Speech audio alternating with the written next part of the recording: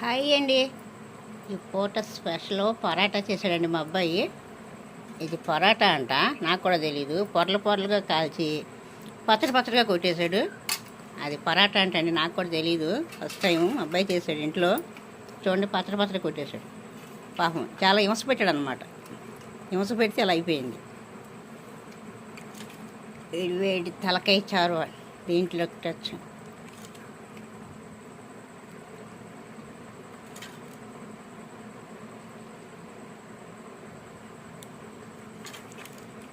పరాటా అంటే పొరల పొరలుగా కాల్చి పచ్చడి పచ్చడిగా కొట్టేస్తే అది పరాటా. ఇంట్లో తయారు చేసుకున్నది నేను.